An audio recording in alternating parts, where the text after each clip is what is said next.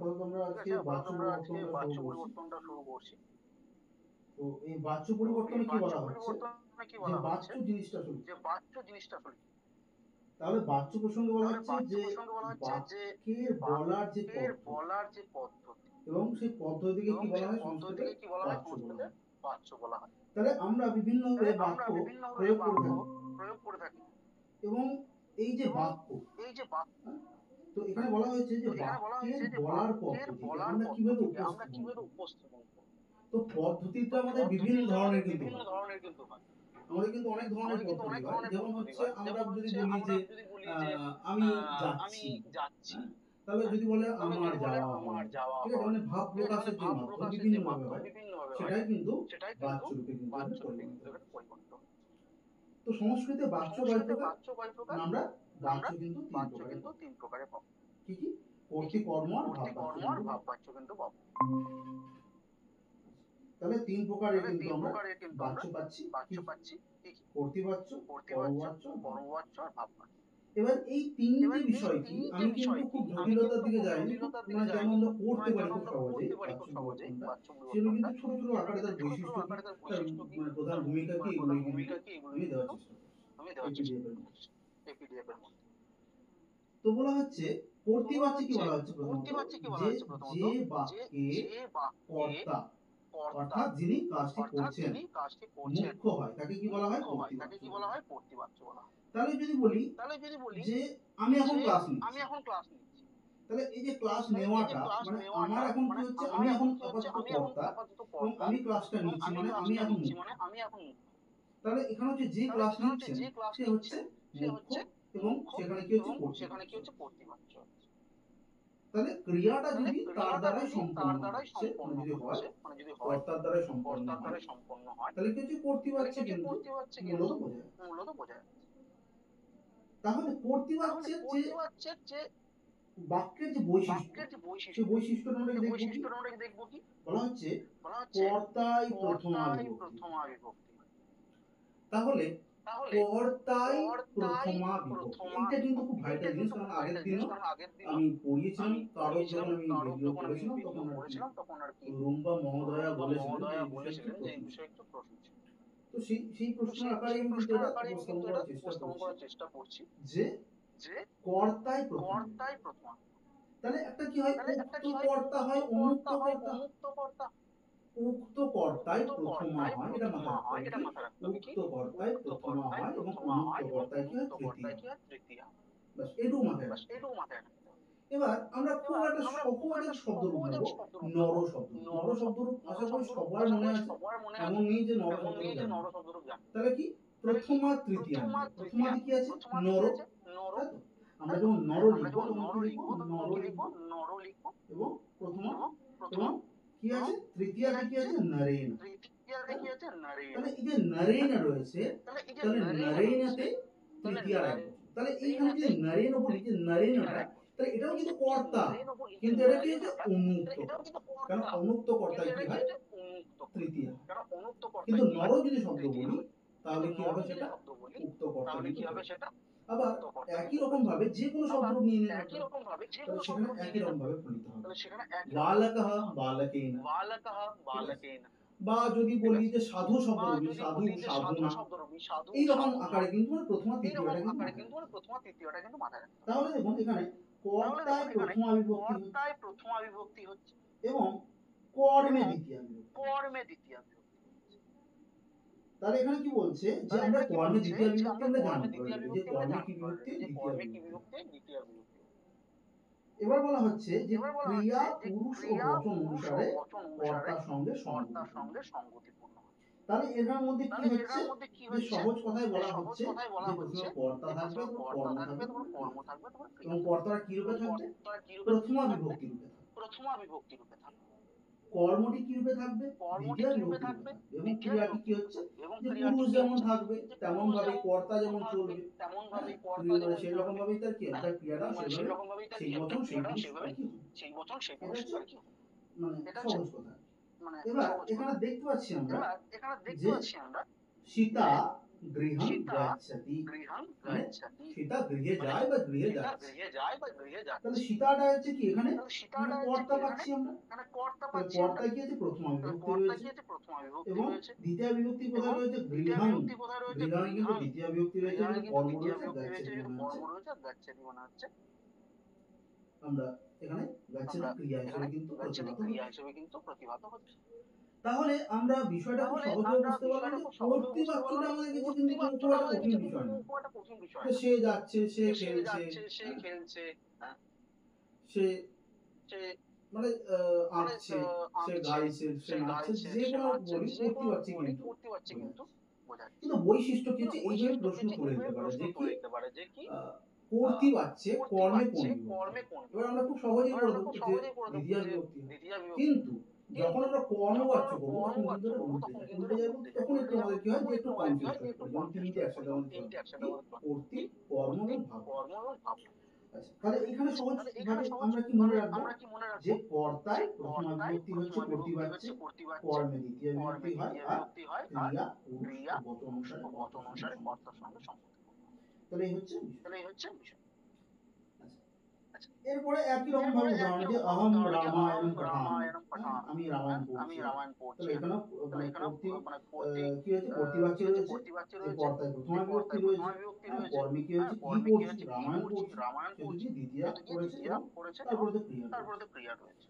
এবার আমরা কর্ম, এই কর্মবাচ্যটা কিন্তু খুব ভাইরাল, বোঝাটাও খুব দরকার। মানে এই কর্মবাচ্যতেই কিন্তু কি হয়, আমরা বাক্য পরিবর্তন করতে যাই বা কারকের কোনো সূত্র হতে পারে, সমাসের কোনো যুক্ত করে, তখন কিন্তু আমাদের বিভিন্ন জায়গায় সমস্যার সম্মুখীন হতে হয়, যে এটা কিভাবে হয়। যেমন বলা হচ্ছে কর্মবাচ্য বাক্যের বৈশিষ্ট্যতে কি বলা হচ্ছে, যে কর্মে প্রথমা বিভক্তি হয়। এবার এইখানেই হচ্ছে সমস্যা। এখন আমরা কি বলছিলাম, কর্মে কি হয় না, কর্মে দ্বিতীয়া বিভক্তি হয়, এটা আমরা জানি। কিন্তু কর্মে প্রথমা বিভক্তি হচ্ছে এখানে কিন্তু আমরা দেখতে পাচ্ছি। তাহলে এটা হচ্ছে মানে কর্ম বাচ্যের একটা মানে কি বলবো বৈশিষ্ট্য। এবং এই বিষয়টা আরো সহজ করবো, কিভাবে সহজ করবো না, আমি ধরছি যে বলে না যে আপনি গলি মে কুত্তা भी शेर होता है, এটা খুব মানে প্রচলিত একটা উদাহরণ। মানে নিজের গলিতে কি হয়, কুকুরও কি হয়, মানে বাঘের মতো ক্ষমতা সম্পন্ন। তাহলে এখানে মানে কেন উদাহরণটা বললাম, কারণ হচ্ছে এটা বলার একটাই কারণ, কর্তা আমরা জানি যে কর্ম কি হচ্ছে, মানে যে দ্বিতীয়া যেটা হচ্ছে কর্মে দ্বিতীয়া বিভক্তি হয়, এটা আমরা জানি, কিন্তু ওটা কর্তৃবাচ্য। মানে প্রধান কি হবে, প্রধান হচ্ছে যদি কর্তৃবাচ্য করি তাহলে কর্তৃবাচ্যের গলিতে যাওয়া হয়েছে, ঠিক আছে। আমি কর্তৃবাচ্য তাহলে কি বলছি, কর্তৃবাচ্য একটা গলি আমি ধরছি, এবং গলিতে কি হচ্ছে যে অন্য কোনো একটা মানে বাঘ এসছে, ঠিক আছে। সেই বাঘটাকে না এখানে সেই ধরুন যে কর্মবাচ্যের যে বিষয়টা, মানে যদি এখানে নিই রামায়ণ, মানে অহমটা নিচ্ছি যে কর্তা, তাহলে এটা হচ্ছে গলি মে, রামায়ণটা নিচ্ছি কি যে সেই বাঘটি এবং পঠামি যেটা আছে। কিন্তু এটাই যখন আমরা রামায়ণম না বলে রামায়ণাহ বলবো, তখন বলবো না, যখন মানে ওই মানে কি বলবো, নিজের গলিতেই আমি বলছি, মানে কর্মবাচ্য রয়েছে, মানে কর্মকে আমি প্রধান দেখাতে চাই। কিন্তু শুনতে পেলাম না, নেটওয়ার্ক প্রবলেম হচ্ছিল। আচ্ছা, শোনা যাচ্ছে কি শোনা যাচ্ছে না? এবার শোনা যাচ্ছে, আগেগুলো শুনতে পাইনি। আচ্ছা ঠিক আছে, মানে যেগুলো মানে বাদ চলে যাবে সেগুলো রেকর্ড যেহেতু হচ্ছে, হ্যাঁ পরে ক্লাসে মানে বুঝে নেবে, আবার বলে দিচ্ছি। আমি বললাম যে কর্তৃবাচ্যে কি হয়, যে কর্তা প্রধানত তো অবশ্যই থাকছে, কিন্তু কর্মবাচ্যে কার প্রধানত থাকছে না, কর্মে প্রধানত, এবং সেই কর্মে কি হচ্ছে না, কর্মে সেখানে কিন্তু প্রথমা বিভক্তি হচ্ছে। কর্মে আমরা জানি দ্বিতীয় বিভক্তি হয়, কিন্তু সেটা কর্তৃবাচ্য, কিন্তু যখন কর্মবাচ্য করতে যাব তখন কিন্তু কর্তায় তখন তৃতীয়া বিভক্তি হবে, এবং কর্মে তখন প্রথমা বিভক্তি হবে। এখানে যেমন রয়েছে যে আমি লিখে দিয়েছি যে কর্তায় তৃতীয়া বিভক্তি এবং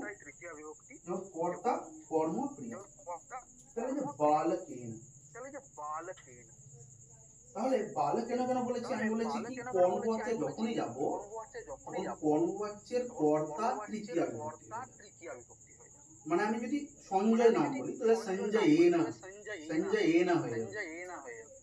সেটা কোথায় হবে? কর্মবাচ্য। আমি যদি বলি যে সঞ্জয় পড়ছে বা সঞ্জয় রামায়ণ পড়ছে, এবার কি বলবো? যে সঞ্জয় রামায়ণম পঠতি। কিন্তু যখন আমরা সেটা কর্মবাচ্যে করতে যাবো তখন কি হবে? সেটা তৃতীয়া হয়ে যাবে, মানে কর্তারা। তাহলে কি সঞ্জয় এ না। এবার রামায়ণটা কি করতে হবে? প্রথমা করতে হবে। প্রথমা হলে কি হয়? রামায়ণ, মানে আর কর্ম করতে পারবো না, আর পাঠ্যতে। হ্যাঁ, এবার কেন পাঠ্যতে হচ্ছে সেটাও কিন্তু পরে আমরা এখানে দেখতে পাবো। তাহলে এখন নরমাল যে উদাহরণে বলা হচ্ছে যে বালকেনা পুস্তকম পঠ্যতে, তাহলে ছেলের দ্বারা বই পড়া। আবার ত্বয়া বিদ্যালয়ঃ গম্যতে, তোমার দ্বারা বিদ্যালয় যাওয়া। ময়া পত্রং লিখ্যতে, তাহলে আমার দ্বারা পত্র লেখা। এরকম আমরা কিন্তু পাচ্ছি। এবার নিচে আমরা পিডিএফ এ যখন যাব তখন কিন্তু আমরা দেখতে পাবো এই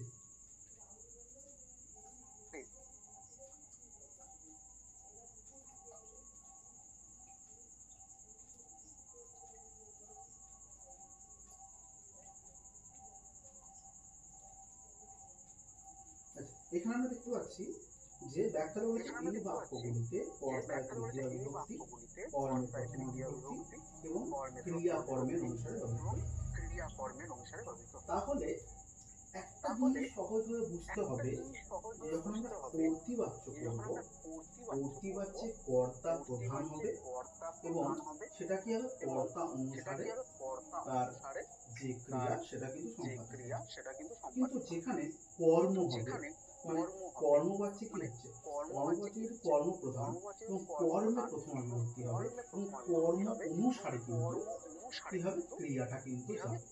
প্রথম কথা একটু মানে এটা একটু ধোয়ার মতো লাগতে পারে বা প্রবলেম হতে পারে, কিন্তু প্র্যাকটিস করতে করতে কিন্তু এটা বোঝা যাবে আরো সহজে। ঠিক আছে, তাহলে এখন বলি এই বিষয়টা। তাহলে আমরা যে ছোট ছোট পয়েন্ট, হ্যাঁ বলুন। বলছি এখানে বালকেন পুস্তকম পঠ্যতে, এটা তো কর্মবাচ্য আছে। এটা যদি বালক পুস্তকম পঠ্যতি হতো তাহলে তো সেখানে কর্তৃবাচ্য হতো, পঠতি হয়ে যেত। পঠতি হতো। হ্যালো, হ্যাঁ পঠতি হতো, যেন পঠতি। হ্যালো, শোনা যাচ্ছে? হ্যালো, সেখানে পঠতি হতো। হ্যালো, হ্যাঁ পঠতি হতো, সেই ক্ষেত্রে কর্তৃবাচ্য হতো। সেক্ষেত্রে কর্তৃবাচ্য। বালকেনটা বালকও থাকলে কর্তৃবাচ্য হতো। হ্যাঁ কর্তৃবাচ্যে কর্তায় প্রথমা হয়েছে, কর্মে দ্বিতীয়া হয়েছে। কিন্তু কর্মে বাচ্য বালকেন মানে কর্তায় তৃতীয়া হলো, আর কর্মটা প্রথম হয়ে গেল পুস্তকম, কলম শব্দের মধ্যে পুস্তকম। কিন্তু আমার প্রশ্ন এখানে এই যে আমি কি করে বুঝবো কোথায় কর্তৃবাচ্য আর কোথায় কর্মবাচ্য? আমাকে পরীক্ষায় এক্স্যাক্টলি কিরকম ভাবে প্রশ্ন দিতে পারে যে এটা, মানে কোনো প্রশ্ন দিয়ে কি বলতে পারে এটা কর্তৃবাচ্য না কর্মবাচ্য? নাকি মানে কিভাবে বলবে কর্তৃবাচ্য না কর্মবাচ্য? কি করে বুঝবে যে এটা কর্তৃবাচ্য আছে এটা কর্মবাচ্য? হ্যাঁ, হয় উদাহরণ দিতে পারে অথবা কর্তৃবাচ্য থেকে কর্মবাচ্য কনভার্ট করতে দিতে পারে যে এটা মানে কর্মবাচ্য কি। ঠিক আছে, বা উদাহরণ দিতে পারে যে এর মধ্যে কোনটি কর্মবাচ্য, তিনটি উদাহরণ বা চারটি উদাহরণ দিল, এর মধ্যে কোনটা কর্মবাচ্য বা কোনটা কর্মবাচ্য নয়, এরকম প্রশ্ন হতে পারে। আচ্ছা স্যার, কর্মবাচ্য যেটা দেখা যাচ্ছে এটা যেমন বালকেন কর্তায় তৃতীয়া হচ্ছে, তৃতীয়াতে তো মানে সবকিছু দ্বারা দিয়ে বোঝাবে, দ্বারা দিয়ে এগুলো দিয়ে থাকলেই তো তৃতীয়া। হ্যাঁ একদম দ্বারা দিয়েই বোঝাবে। মানে আমি বলছি যে আমি খাচ্ছি, তাহলে আমার দ্বারা খাওয়া আমরা বাংলাতে পড়েছি এটা। মানে যখন আমাদের বিভিন্ন রকম প্রশ্নবোধক থাকতো, ভাববাচক থাকতো, বিভিন্ন রকম বাংলাতে যে গ্রামার থাকতো সেটাগুলো সংস্কৃত আকারে কি বাক্য হিসেবে কনভার্ট করতে হবে। আচ্ছা ঠিক আছে। তারপর এখানেও আছে যে আহমটা কি হলো? মায়া পত্র লিখ্যতে, আমার দ্বারা কি হচ্ছে? পত্র লেখা। তাহলে এখানে মূলত আমাদের মাথায় রাখতে হবে যে কর্তৃবাচ্যে তাহলে কি বলবো? কর্তায় প্রথমা হবে এবং কর্তাটাই হবে প্রধান হবে এবং কর্তা অনুসারে ক্রিয়া কিন্তু সম্পাদিত হবে। আর কি বললো? যে কর্মবাচ্যটা কর্ম প্রধান হবে এবং কর্মে সেটা কি হবে কর্মে কিন্তু প্রথম আহত আর কর্তাটা তখন তৃতীয়। এবার ভাববাচ্যে কি হচ্ছে? ভাব মানে হচ্ছে ক্রিয়া। এখানে লিখেছি যে কি ভাব মানে হচ্ছে ক্রিয়া। কর্মবাচ্যে যে বিদ্যালয় শব্দটা আছে, বিদ্যালয় শব্দটা কোন শব্দের মতো? বিদ্যালয় শব্দ ফল শব্দের মতো নয়, অকারান্ত মানে নর শব্দের মতোই চলে। হ্যাঁ, সেই জন্য কিন্তু বিদ্যালয় হলো। হ্যাঁ, কিন্তু যেহেতু পুস্তকাংটা কি হয়, দ্বিতীয়ত পুস্তকে পুস্তকানি আবার মানে পুস্তক মানে ফলন ফলে ফলানি দুটো রূপ একই থাকে। মানে প্রথমার্ধ যা থাকে দ্বিতীয়ত তাই থাকে। সেই জন্য এটা কিন্তু হলো। আমি কিছু মানে ডিগ্রি দিয়ে দেবো যেখানে থাকবে অনেক কিছু যে কোনটা পুংলিঙ্গবাচক, এমন কিছু কনফিউজ কিছু শব্দ থাকে যেগুলো বুঝতে পারে না কোন লিঙ্গ। তো ওইগুলো একটু দেখলেই হয়ে যাবে। আমি পাঠিয়ে দেবো। তাহলে হচ্ছে এখানে ভাব মানে হচ্ছে কি বললাম ক্রিয়া। তাহলে যে বাক্যে ক্রিয়া মুখ্য, তাহলে এখানে কিন্তু ক্রিয়াটাকে মুখ্য রূপে কিন্তু বলা হচ্ছে এবং কর্ম অনুপস্থিত। তাহলে এখানে বলবে প্রশ্ন হতে পারে যে ভাববাচ্যে কি অনুপস্থিত থাকে, ভাববাচ্যে কি থাকে না। তখন কি বলতে হবে যে এখানে কিন্তু কর্ম থাকে না। আর এর বৈশিষ্ট্য যে কর্তাই তৃতীয়। কর্মবাচ্যে তৃতীয়াতে কনভার্ট করছিলাম, তৃতীয়া বিভক্তিতে ভাববাচ্যেও সেরকম ভাবেই কনভার্ট করবো। কিন্তু কোনটা পার্থক্য থাকবে যে মাঝে কর্ম থাকবে না। এটা হচ্ছে ভাববাচ্যের মূলত বৈশিষ্ট্য। আর কি বলা হচ্ছে? ক্রিয়া সর্বদা প্রথম পুরুষ এক বচনে হয়। তাহলে এইটাও কিন্তু একটা কিন্তু ভাইটাল বিষয়। এইটাতে সবাই কিন্তু গুলিয়ে মানে আমি একটা বিষয় বলছি। আমি যদি বলি রূপক মহোদয় আপনি যদি আমি এটা করি যে ধরুন বালকের দ্বারা পুস্তক পড়া হচ্ছে এটা না বলে বহু বালকের দ্বারা পুস্তক পড়া হচ্ছে, তাহলে কি বলবো? তো তৃতীয়া কর্মের তৃতীয়া যে বহুবচন হয় সেটা হবে নরাবি না মানে বালকে যেমন হয় তৃতীয়ার বহুবচন নারাই বালকাই, ঠিক আছে, মানে ওই হয়ে বিসর্গ হয়ে যাবে, তাই তো? এবার এই পুস্তকম হচ্ছে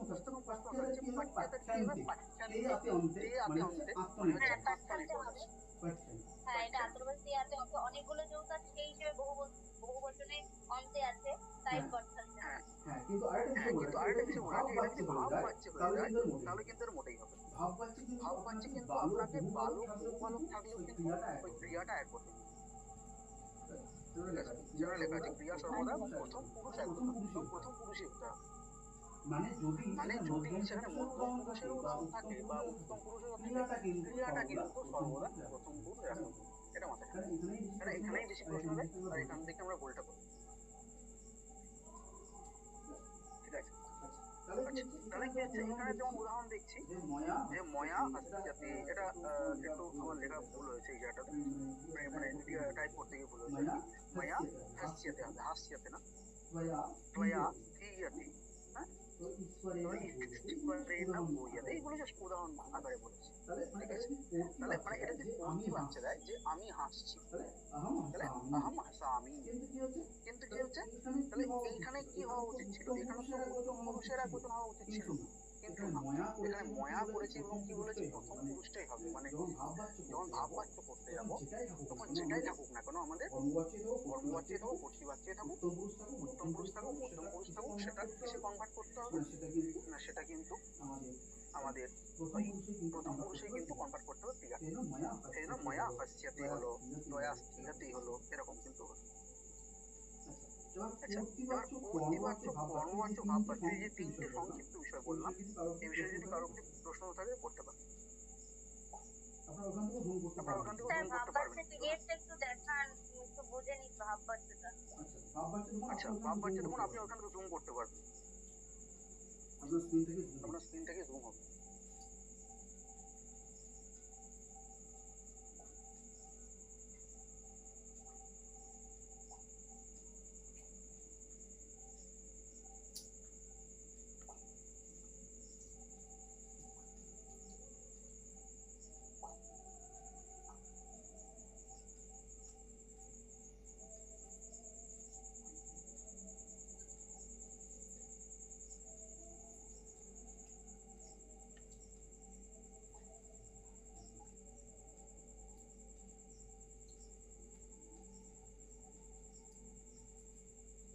স্যার ভাব বাচ্চাটা আরেকবার ক্লিয়ার করে মানে বৈশিষ্ট্যগুলো ক্লিয়ার করে দিয়ে একটু ভালো হয়।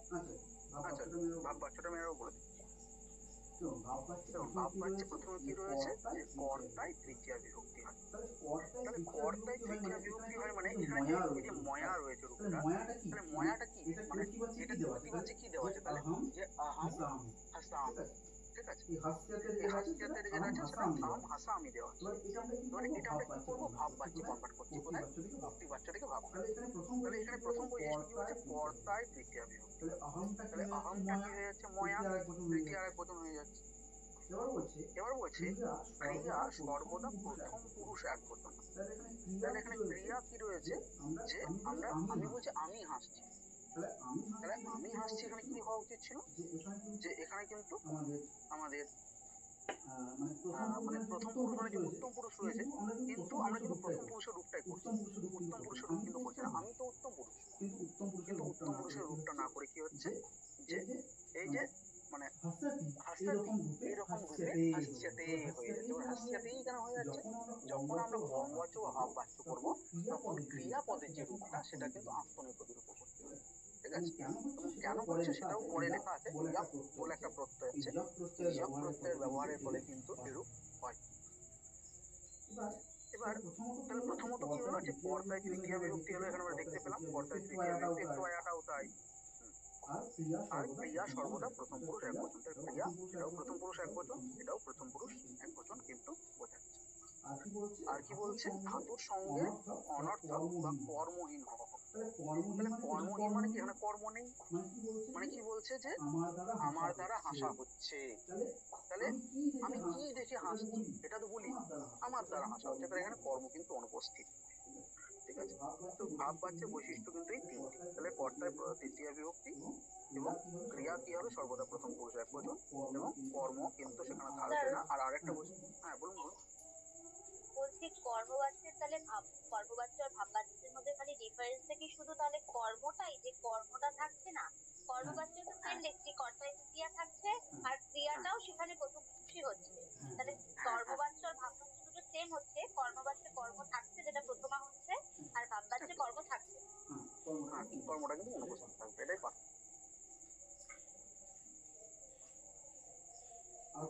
আর কোনো প্রশ্ন? না ঠিক আছে। আচ্ছা ঠিক আছে, আর বাকিদের যদি কারো কোনো প্রশ্ন থাকে বলবি।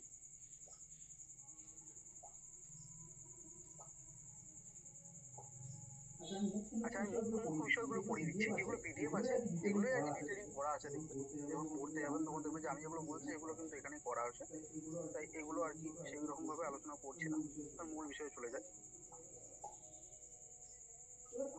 এবার আমরা যখন রূপ করবো মানে এখানে যেমন একটা রূপ দিয়ে দিয়েছি, দেখুন যে ওয়ামটা কি হয়েছে ত্বয়া হয়ে যাচ্ছে, হ্যাঁ তৃতীয় রূপ, এগুলো সবাই জানেন, তাও লিখে দেওয়া হয়েছে আহমটা ময়া সোয়াটা তেনা সাটা তয়া কাটা তেনা কাটা কয়া, এরকম ভাবে কিন্তু প্রত্যেকটা রূপ দেখুন যে এ সাহা এ তেনা এ সা এ তয়া, এরকম কিন্তু সব রূপ হবে। তাহলে এই রূপগুলো কিন্তু মনে রাখলেই কিন্তু বাচ্য অনেকটা সহজ হয়ে যাবে আর পড়াটা। এবার বাচ্য পরিবর্তন করতে গেলে শুধুমাত্র যে বর্তমানকালে বাচ্য পরিবর্তন করতে দেবে এটা কিন্তু নয়, মানে আপনাকে উচিত অর্থেও কিন্তু বাচ্য করতে অনুজ্ঞা অর্থে করতে পারে, ভবিষ্যৎকাল অর্থে কিন্তু করতে ইত্যাদি কিন্তু দিতে পারে, মানে এত কঠিন দেয় না, কিন্তু আমরা কিন্তু লট আর লোডটা খুব ভালো করে প্র্যাকটিস করবো, কারণ এখনো পর্যন্ত কোনো পরীক্ষায় কিন্তু বাকিগুলো মানে এসএসসি পরীক্ষার কথা বলছি যে দেওয়া হয়নি, কিন্তু যদি মানে এখন যদি বলে একটা কথা আছে যে হয়ে যেতে পারে যে দিতেই পারে, কারণ হচ্ছে সেটাতেই তো আমাদের পার্থক্যটা গড়ে উঠবে যে একটা স্টুডেন্টের সঙ্গে বাকি একটা স্টুডেন্ট, বলা হচ্ছে যে এই দুই বাচ্চে সার্বধাতুক লকার কি লট লোট লং বিধিলন, এই যে ব্যবহার যদি হয় মানে চারটে যদি মূলত ব্যবহার হয় তাহলে কি ব্যবহার হয় যে ধাতু প্রত্যয়ের মাথায় ইয়ক বলে একটা প্রত্যয়। এবার এই যে ইয়ক প্রত্যয়টা রয়েছে, এবার একটা সূত্র হয়তো পড়েছেন যে হালান্তাম, যখন মাহেশ্ব সূত্র পড়েছেন তখন হালান্তাম বলে একটা সূত্র রয়েছে, হালান্তাম এখানে কি হচ্ছে যে বর্ণটা কি রয়েছে হালান্ত রয়েছে, যেহেতু কি হচ্ছে হালান্তাম বলে এটা কি তাস্য লোপ বলে একটা সূত্র আছে, যে তাস্য লোপ বা সূত্র অনুসারে কিন্তু একটা লোপ প্রাপ্তি ঘটে যাবে। তাহলে কি পড়ে থাকছে? এই যে য় অক্ষরটা কি হচ্ছে? য় অক্ষরটি শুধু পড়ে থাকছে। কারণ কটা কি হচ্ছে? হলন্তন যেহেতু তার সেদ সূত্র অনুসারে এখানে লোপ প্রাপ্তি ঘটে গেল এবং ধাতু রূপ সর্বদা কি হচ্ছে? আত্মনৈপতি হচ্ছে। আমি আগেই বললাম যে ধাতুটা সবসময় কি করতে হবে? যে আত্মনৈপতি করতে হবে।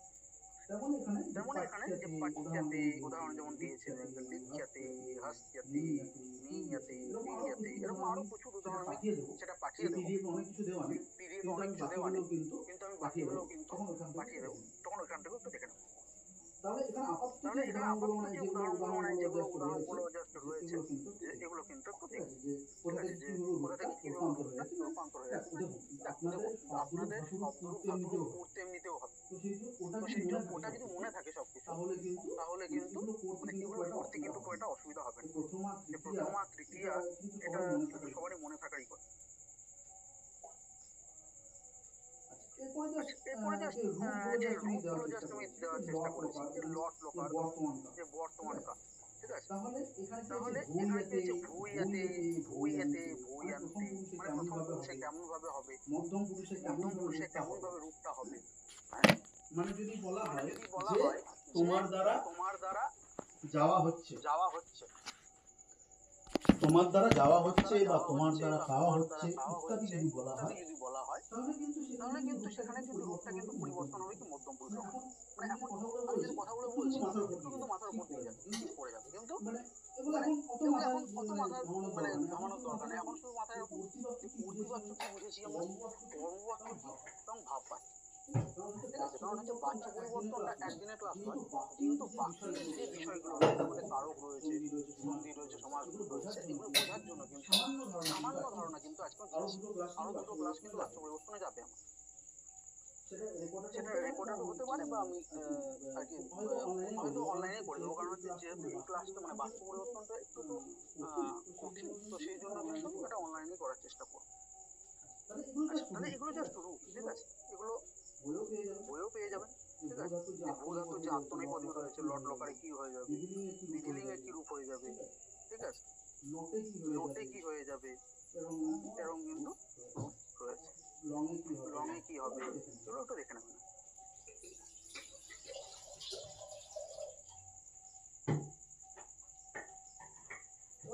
এবার দেখুন আমি এখানে পজ করলাম, ঠিক আছে? তাহলে প্রথমে দেখুন কি রয়েছে? আহাম শিক্ষাং লাভে। তাহলে এইখানটাতে কি করতে হবে? তাহলে আহামটা কি হয়ে যাবে? আচ্ছা, সঞ্জয় মহোদয় আছে।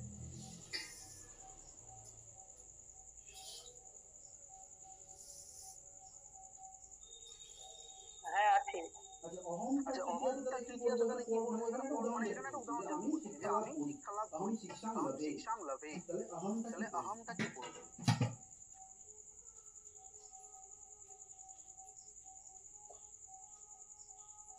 তৃতীয় একবচন বলবো, তাহলে আহামটা মায়া করবো। এবার হচ্ছে যে শিক্ষাং, এবার এই রূপটাতে কিন্তু বিষয় যে শিক্ষাং যে রূপটা, শিক্ষা রূপটা কি?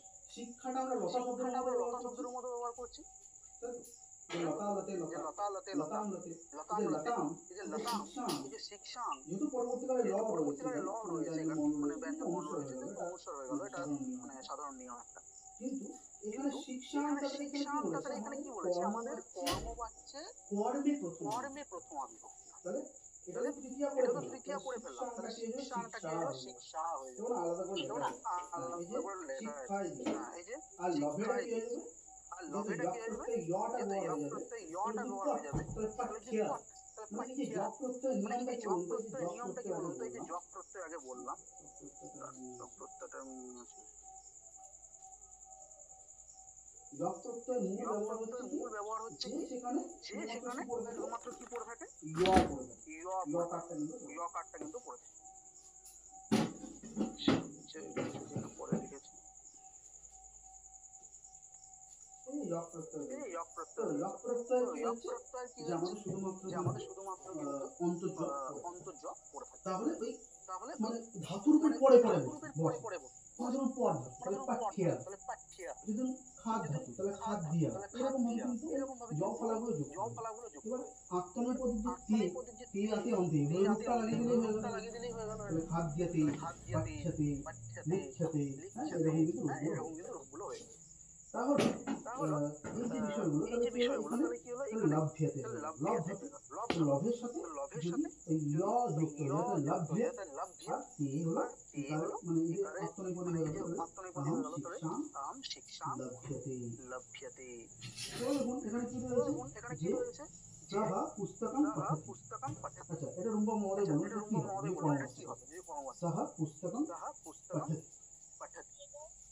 তেন পুস্তকম পঠতি। হ্যাঁ তেন পুস্তকম পঠতি। তারপর এটা কি হবে যাহা ঈশ্বরং স্মরতি।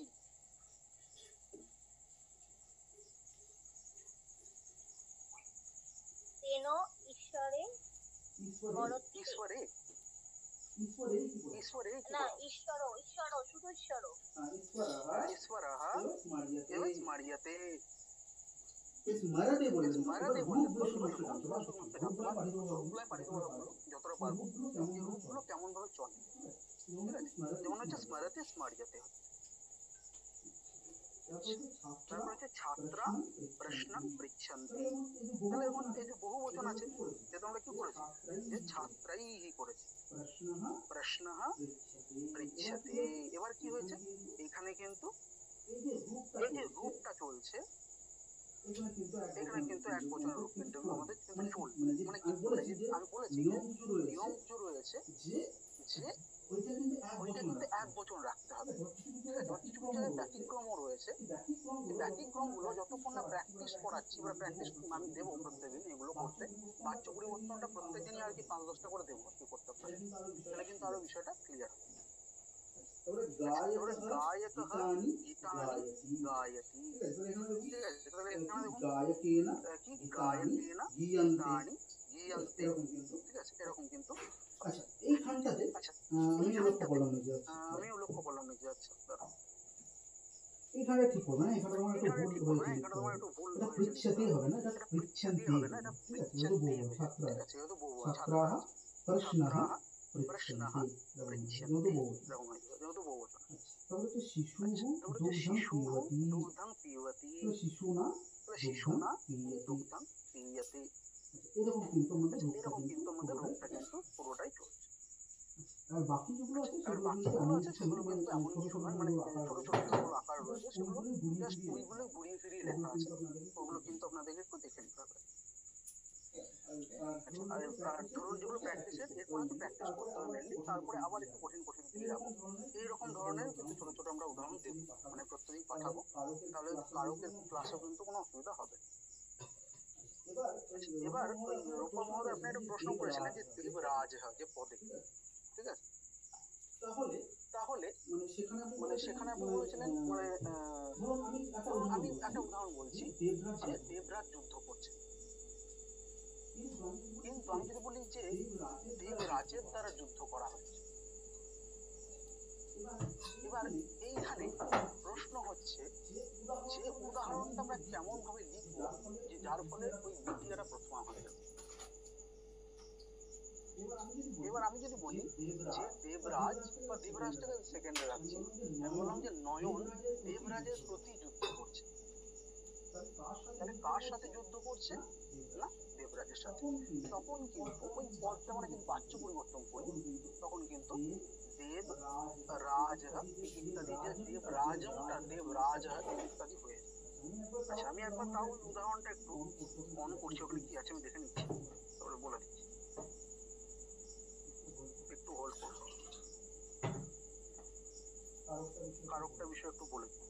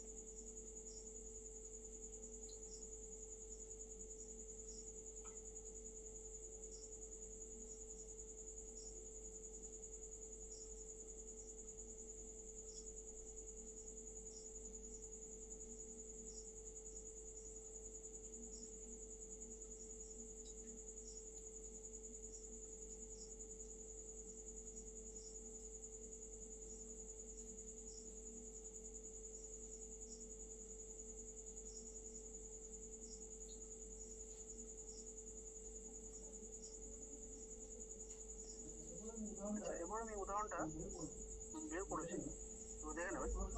আপনি প্রশ্ন করেছিলেন যে দেখুন এখানে আছে যে सर्वे একদম শেষে सर्वे ततक्रतुं देवराज इति आचक्षते। তাহলে এই যে सर्वे ततक्रतुं মানে সকলে কি করছে, শতক্রতু। তাহলে এই শতক্রতু কাকে বলা হয়? শতক্রতু কিন্তু ইন্দ্রকেই বলা হয়, ঠিক আছে? যেহেতু অতগুলোই তার লোচন, সেহেতু কিন্তু তাকে শতক্রতু বলা হয়। তাহলে হচ্ছে যে সার্ভে ওখানে তার বিশেষ অঙ্গ বোঝানো হলো। তাহলে সকলে কি করছে, যে মানে দেবরাজের প্রতি মানে আচক্ষতে, মানে আচক্ষতে কথা এখানে হচ্ছে যে এখানে অর্থমূল্যী যে মানে দৃষ্টি নিক্ষেপ করেছিল বা করছে এরকম ইতি অব্যয়যুগে কি হয় যে প্রথমা হয় এবং সেটা অতীতকালে বোঝায়। কিন্তু এখানে আমরা বুঝবো কি যে তার যে বহু লোচন, তার যে শত লোচন, হ্যাঁ, তো সেখানে কি হচ্ছে, সে দেবরাজকে কিন্তু দেখছে। তাহলে বিশেষণটা যখন দ্বিতীয় হয়ে যাচ্ছে, তার বিশেষণটা কিন্তু এখানে কি করা হচ্ছে, এখানে কিন্তু এখানে কর্মকে প্রতিপাদ্য করা হচ্ছে, ঠিক আছে? আর কর্তাটা কি হচ্ছে, এখানে কিন্তু কনভার্ট হয়ে যাচ্ছে প্রথমা, ঠিক আছে? যেহেতু দ্বিতীয় অব্যয় যুগে কি হয় যে প্রথমা হয় এবং সেটা অতীতকালে সম্পাদিত হয়। এবং এখানে কি বলা হয়েছে যে এখানে দেখুন ওই মানে তৃতীয়া, মানে এটাই একটা কনফিউশন হতে পারে যে তৃতীয়া নেই, তাহলে কর্মটাকে দ্বিতীয়া করে দেবরাজ যে রয়েছে। কিন্তু এখানে কারকের কিছু কিছু নির্দিষ্ট নিয়ম আছে যেখানে যেগুলো কিন্তু পরিবর্তন করা যায়। কিন্তু এখানে তাহলে বুঝবো কি করে যে সার্ভে মানে সকল, ঠিক আছে? সাতাত্রাতুং, তাহলে শতক্রতু মানে হচ্ছে আমি বলেই দিলাম যে শতলোচন কি হচ্ছে দেবরাজ আছে, মানে দেবরাজের প্রতি সে কিন্তু দৃষ্টি নিক্ষেপ করছে। তাহলে যখন আরেকটি মানে এইটা এই উদাহরণে এটা বলা হয়েছে যখন কোনো বিশেষণ বোঝাবে, তখন কিন্তু যে কর্তাতে যদি তৃতীয় বিভক্তি নাও থাকে, তখন কিন্তু মানে যাকে বোঝানো হচ্ছে, যাকে কেন্দ্রভূত করা হচ্ছে, তাতে কিন্তু এই সূত্র অনুসারে কিন্তু মানে এই যে নিপাতেন বিধানক যে সূত্র রয়েছে, এই সূত্র অনুসারে কিন্তু ওই যে মূল পদ মানে মুখ্য কর্তা তাকে কিন্তু প্রথম মানে কি করতে হবে, দেবরাজ, মানে দেবরাজ না করে দেবরাজ করতে হবে, ঠিক আছে? এটা একটা বিশেষ নিয়ম আছে, এই প্রসঙ্গে আর কি বললাম। আর আরেকটা যেটা বলেছিলেন যে ওই যে কর্তা বা কর্ম যে বিষয়টা, ঠিক আছে? তো কর্তা বলে দিয়েছি এবং উক্ত কর্ম এখানে যেমন হয়েছে যে একটা সূত্র আছে অভিহিতে, 7 নম্বরটা দেখবেন, অভিহিতে কর্তারি কর্মাণি, তাহলে উক্ত কর্তায় এবং উক্ত কর্মে, এই যে বিষয়টা, তাহলে উক্ত কর্তা বলেছি যে উক্ত কর্তা মানে প্রথমা বিভক্তি হবে, আর উক্ত কর্মে মানে হচ্ছে এখানে তৃতীয় বিভক্তি হবে, কারণ হচ্ছে উক্ত কর্মে দ্বিতীয় আর অনুক্ত কর্মে প্রথমা বিভক্তি হয়, ঠিক আছে? এইটা হচ্ছে নিয়ম। এবার শুধুমাত্র এগুলোই হয় না, অধিকরণ হয়, অনুদ্ধরণ হয়, এগুলো সবগুলো পাঠিয়ে দেবো আর কি যে কিসে কি হয়। মানে এগুলো একটু দেখলে মানে সূত্রগুলো আমাদের কাছে সহজ হয়ে যায়। কারণ আমরা কি হয় যে আমরা যখন পড়ে এসেছি যে ক্লাসে, তখন তো সেইভাবে মানে বিষয়ভিত্তিক সেইভাবে পড়া হয়নি, কারোরই পড়া হয়ে থাকে না, কারণ হচ্ছে সেভাবে সাজেশন ভিত্তিক চলে, যেহেতু পরীক্ষায় মার্কস আনার বিষয় থাকে। তো কিন্তু এখন আমাদের একটু ডিটেলিং করতে হবে, সেই জন্য আর কি এগুলো পাঠিয়ে দেবো, একটু দেখে নেবেন যে উক্ত কর্তা, উক্ত কর্ম ইত্যাদি যেগুলো আজকে ক্লাসে বললাম, আর বাকি যেগুলো হচ্ছে কিসে কি হচ্ছে সেগুলো একটু পাঠিয়ে দেবেন। কোনো প্রশ্ন থাকলে করতে পারেন, মানে কারো কোনো প্রশ্ন থাকলে বলতে পারেন।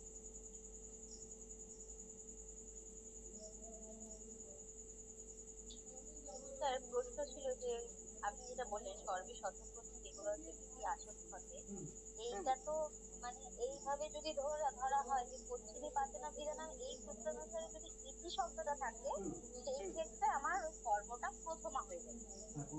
কর্ম প্রথম হয়ে যাবে, সেটা বিশেষণ বোঝাতে হবে। হ্যাঁ, আর এখানে প্রথমা হবে। তো আমার প্রশ্ন হচ্ছিল যে প্রথমটা তাহলে কেন তৃতীয়া হলো না কথা, সেক্ষেত্রে কি এটা মানে তৃতীয়টা কেন হলো না? কারণ হচ্ছে ওই যে পশ্চিম নিপাতেনা যে বিধান, এই সূত্র অনুসারে ইতি শব্দের ব্যবহারের জন্য কিন্তু এখানে তৃতীয় ব্যবহার করা হয় না, কারণ ইতি অব্যয়যুগে প্রথমা এটাই বলা হয়।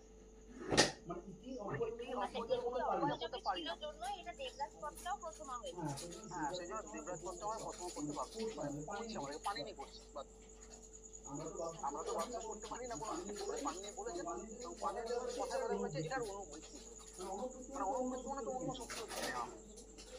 বাচ্চা পরিবর্তনের যদি আর কি পাটিলম বইটা পড়েন তাহলে সেখানে কিন্তু বাচ্চা পরিবর্তনে এরকম দেওয়া আছে যে কোনো বাচ্চাদের এরকম বলে সূত্র অনুযায়ী তাই না? এবার কোন সূত্র অনুসারে সেটা কিন্তু উল্লেখ করে দেয়, সেটা আমাদের পড়ে বুঝতে হবে।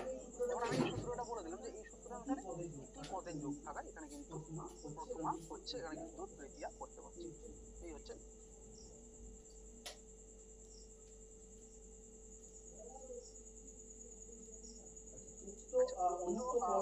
কর্তা কর্ম এগুলো নিয়ে কোনো অসুবিধা নেই তো?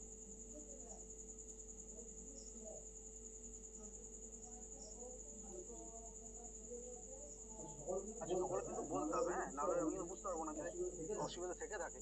স্যার উক্ত কর্তা প্রথমে তো একটাতে আছে শিশু কাকুতি, এখানে প্রথম আছে পুষ্পম শব্দে, এটাতে তোমার পুষ্পম পদটা তো দ্বিতীয়া, ও না সরি পুষ্পটা ফল শব্দ ছিল সেটা তো হ্যাঁ বল তো, হ্যাঁ ঠিক আছে।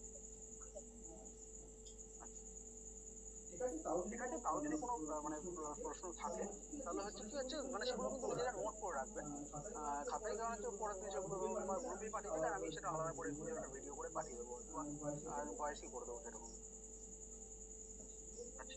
ঠিক আছে, তাহলে আজকে মোটামুটি এটুকুই থাকলো। আর আমি কিছু আজকে হোক বা কালকে হোক কিছু ওই এইরকম ছোটো ছোটো যেরকম আর কি আজকে পিডিএফে আছে সেরকমই ধরনের কিছু করতে হবে বাচ্চা পরিবর্তন, আপনারা নিজেরাই প্র্যাকটিস করবেন, ধাতুগুলোও পাঠিয়ে দেবো, শুধু শুধু করতে দেবো না, কারণ শুধু শুধু করতে গেলে অনেক কিছু কনফিউশন হয়ে যাবে সেখানে। যে আত্মনির্ভর প্রথম রূপটা কিন্তু অনেক জায়গায় ভিন্ন ভিন্ন টাইপের হবে, মানে এই এরকমই আসবে কিন্তু তার সঙ্গে কোথাও জফলা যোগ হবে, রেপ যোগ হবে কোথাও, হ্যাঁ এরকম কিন্তু বিষয়গুলো রয়েছে, সেগুলোই পাঠিয়ে দেবো। এবার আরেকটা বিষয় হচ্ছে আপনি অনলাইনে মানে ক্লাসগুলো করান তাহলে মানে বলতে বা বুঝে নিতে সুবিধা হয়। এবার যদি কোনো প্রবলেম থেকে থাকে তাহলে সেটা যে যার পার্সোনাল হিসাবে পরে রেকর্ডিং দেখে নেবো, কিন্তু আপনি অনলাইনে করালেই সুবিধা হয়। একদম, মানে যেগুলো আর কি একটু কঠিন বিষয়, যেগুলো গ্রামাটিক্যাল বিষয় সেগুলো আমি অনলাইনে পড়িয়ে দেবো। আর সাহিত্যের বিষয়গুলো তো মানে ক্লাসের আলাদা করে দরকার নেই, যেগুলো ছোটো ছোটো মানে মনে হবে সেগুলো আমি পড়িয়ে দেবো। ঠিক আছে, আপনি গ্রামার পোর্শনটা, অনুবাদ, অশুদ্ধি সংশোধন এগুলো অনলাইন করান। এগুলো অনলাইনে করাবো। সঞ্জয় মহোদয় কোনো সমস্যা যেটুকু বলা হলো?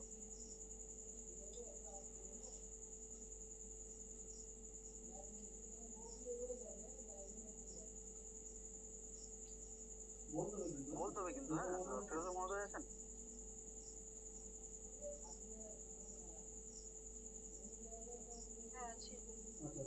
আচ্ছা কোনো সমস্যা মানে এই যে কারকের বিষয়ে বা যেটুকু বললাম বা বাচ্চা পরিবর্তন বিষয়ে কোনো সমস্যা রয়েছে? ঠিক আছে, যেহেতু ক্লাসটা রেকর্ড মানে থাকছে, রেকর্ড আমি পাঠিয়ে দেবো, তো পরেও দেখে নেবেন, যদি কোনো সমস্যা হয় তাহলে কিন্তু ওখানে জানিয়ে দেবেন। ঠিক আছে, তাহলে আজকের ক্লাস এটুকুই থাকলো। আর 8টার সময় আমি প্রশ্নপত্র পাঠিয়ে দেবো আজকে, যেটা পুরাণ থেকে আমি পাঠিয়েছিলাম সেটার উপরে মানে অবশ্যই আর কি এক্সামটা দিয়ে রাখবেন নিজেদের মতো, নিজেদের প্র্যাকটিস সেটা। ঠিক আছে, তো আজকে ক্লাস এটুকুই থাকবে।